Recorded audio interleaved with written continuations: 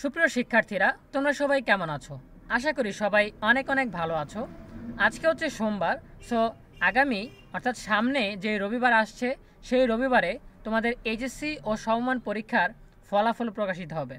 এখন অনেকে এখনও এই বিষয়টা নিয়ে কনফিউশনে আছো যে কোন বিষয়ে কত নম্বর পেলে পাস, এমসিকিউতে কত পেলে পাস, সিকিউতে কত পেলে পাস, ব্যবহারিকে কত পেলে পাস, দুই বিষয়ে মিলে পাস কিনা, এই সবগুলো বিষয় ক্লিয়ার করে দেব আজকের ভিডিওতে। দেখা যাচ্ছে এর মধ্যে বিভিন্ন দ্বিমত রয়েছে। কোনো শিক্ষক বলছেন যে এইভাবে পাস, কোনো শিক্ষক বলছেন যে ওইভাবে পাস।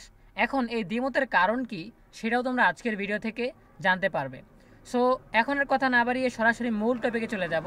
শুরু করার আগে সবার কাছে ছোট্ট একটা রিকোয়েস্ট করছি, যারা এখনও আমাদের চ্যানেলটিকে সাবস্ক্রাইব করোনি তারা এখনই সাবস্ক্রাইব করে ফেলো, তাহলে ভবিষ্যতে তোমাদের জন্য প্রয়োজনীয় সকল শিক্ষণীয় আপডেট, সকল পরামর্শ সবার আগে পেয়ে যাবে। তাহলে আমরা দেরি করছি না, সরাসরি মূল টপিকে চলে যাচ্ছি। এখানে তোমরা দেখতে পাচ্ছ জাতীয় শিক্ষাক্রম ও পাঠ্যপুস্তক বোর্ড বাংলাদেশ।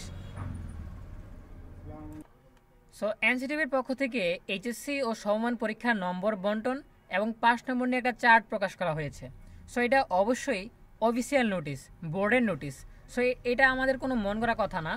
আমরা বোর্ডের নোটিশ থেকে এখানে তোমাদেরকে এক্সপ্লেন করতে পারবো যে কোন বিষয়ে কত পেলে পাস। আর এটা চলে আসতেছে 2017 সাল থেকে। 2017 সাল থেকে এটা কার্যকর, ঠিক আছে। এখন ব্যাপার হচ্ছে অনেকে এই চার্ট ধরে তোমাদেরকে দেখাবে যে এই বিষয়ে সিকিউতে এমসিকিউতে ব্যবহারিকে এত এত পেলে পাস, কিন্তু ব্যাপার হচ্ছে তারা জানে না যে এই নতুন নিয়মনীতিটা কার্যকর করা হয়েছে 2017 সাল থেকে। তারপরে আরও একটা নতুন নীতিমালা এসেছে, সেটা হচ্ছে ট্যাবুলেশন নীতিমালা। এই ট্যাবুলেশন নীতিমালা কিন্তু 2019 সালে প্রণয়ন করা হয়েছে, ঠিক আছে। সো এটা যেখানে প্রণয়ন করা হয়েছে 2017 সালে, তারপরে নতুন একটা নীতিমালা চলে এসেছে, ট্যাবুলেশন নীতিমালা। এই ট্যাবুলেশন নীতিমালা এসেছে 2019 সালে। সুতরাং এইটা বন্ধ হয়ে এখন চালু রয়েছে এইটা, ঠিক আছে। সো এটাই হচ্ছে সর্বশেষ সংযোজন 2019 সাল থেকে এখন পর্যন্ত চলে আসতেছে। 2019 সালের ট্যাবুলেশন নীতিমালা অনুযায়ী এইচএসসি পরীক্ষার বিভিন্ন বিষয়ের ন্যূনতম পাস নম্বর, ঠিক আছে। সো এইখান থেকে আমরা আজকে এক্সপ্লেন করব যে কোন বিষয়ে কত নম্বর পেলে পাস দেওয়া হবে, ঠিক আছে। সো সর্বশেষ নোটিশটা নিয়ে আমরা কথা বলছি। এটাও তোমরা দেখতে পাচ্ছ বোর্ডের নোটিশ। মাধ্যমিক ও উচ্চ মাধ্যমিক শিক্ষা বোর্ড দিনাজপুর থেকে প্রকাশিত হয়েছে, তবে সকল বোর্ডের জন্যই প্রযোজ্য, যেহেতু এখানে এইচএসসি পরীক্ষার কথা বলা হয়েছে। সো এইচএসসি পরীক্ষা যেহেতু সকল বোর্ডেই হয়, সকল বোর্ডের জন্যই এই নীতিমালা প্রযোজ্য হবে, ঠিক আছে। সো আমরা নিচে শুরু করছি। ছক 1-এ দেখো দেওয়া আছে 101, 102 অর্থাৎ বাংলা প্রথম পত্র এবং দ্বিতীয় পত্র। সো এই দুইটা পত্রতে সৃজনশীলে পরীক্ষা হয় 170, মানে হচ্ছে দ্বিতীয় পত্রে পুরোটাই সৃজনশীল আর প্রথম পত্রে 70 নম্বর সৃজনশীল। এই টোটাল 170 নম্বরের পরীক্ষা হয়। এখান থেকে পাশ করতে হলে ন্যূনতম 50 নম্বর পেতে হবে। আর বহু নির্বাচনী পরীক্ষা হয় বাংলা প্রথম পত্র ও দ্বিতীয় পত্র মিলিয়ে 30 নম্বর, ঠিক আছে। সো প্রথম পত্রে তো কোনো বহু নির্বাচনী নেই, দ্বিতীয় পত্রে কোনো বহু নির্বাচনী নেই। প্রথম পত্রের বহু নির্বাচনী 30, এই 30 থেকে বহু নির্বাচনীতে সর্বনিম্ন 9 পেতে হবে, ঠিক আছে। সো তোমাকে সৃজনশীলে দুইটা খাতা মিলিয়ে 50 পেতে হবে, তোমাকে বহু নির্বাচনীতে সর্বনিম্ন 9 পেতে হবে। এখন এটা টোটাল যোগ করলে হয় 59, কিন্তু টোটাল কিন্তু 59 পেলে হবে না, টোটাল যোগ করলে আবার 66 পেতে হবে, ঠিক আছে। অর্থাৎ সৃজনশীলে তুমি ন্যূনতম 50 পেলেই পাশ করে যাবে, বহু নির্বাচনীতেও তুমি 9 পেলে পাশ করে যাবে, দুইটা মিলে আবার 66 নম্বর হতে হবে। অর্থাৎ একটা সাইডে তুমি যদি একটু কম পাও তাহলে কিন্তু পাস হয়ে যাচ্ছে, কিন্তু দুইটা মিলিয়ে সমষ্টি কিন্তু 66 হতে হবে। আবার দ্বিতীয়ত আমরা যেটা দেখব সেটা হচ্ছে 107, 108 অর্থাৎ ইংরেজি প্রথম পত্র ও দ্বিতীয় পত্র, এই দুটো বিষয়ের ক্ষেত্রে কি বলা হয়েছে, সৃজনশীলের মোট নম্বর হচ্ছে 200, এখানে কোনো এমসিকিউ নেই। সো এখান থেকে কত পেতে হবে, দুইটা মিলে 66 পেতে হবে, ঠিক আছে, বুঝতে পারছো ব্যাপারটা। তারপর আমরা চলে যাই আইসিটিতে। সো আইসিটি তোমরা দেখতে পাচ্ছ একেবারে নিচে 275 বিষয় কোড। সো এখানে বলা হয়েছে সৃজনশীলের মোট নম্বর হচ্ছে 50, বহু নির্বাচনের মোট নম্বর হচ্ছে 25, ব্যবহারিকের মোট নম্বর হচ্ছে 25। সো এই 50 থেকে সৃজনশীলের ন্যূনতম পেতে হবে 12 নম্বর, এই যে দেখতে পাচ্ছ। তারপর এই বহু নির্বাচনের 25 থেকে ন্যূনতম পেতে হবে 8 নম্বর, আর এই ব্যবহারিকের 25 থেকে ন্যূনতম পেতে হবে 8 নম্বর, ঠিক আছে।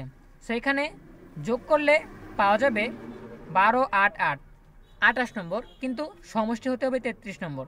অর্থাৎ সৃজনশীল বহু নির্বাচনী নৈর্ভিত্তিক মিলিয়ে 33 নম্বর হতে হবে।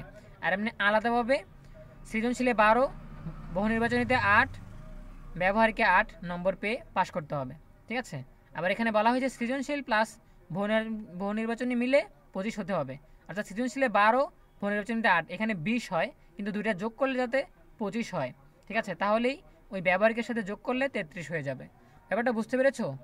পাশ করার কিছু ক্রাইটেরিয়া দেওয়া আছে এখানে। এরপরে বাংলা ইংরেজি আইসিটি গেল।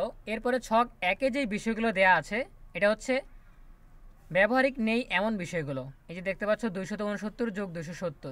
সো এখানে এমন বিষয়গুলো উল্লেখ করা হয়েছে যেই বিষয়গুলোতে ব্যবহারিক নেই।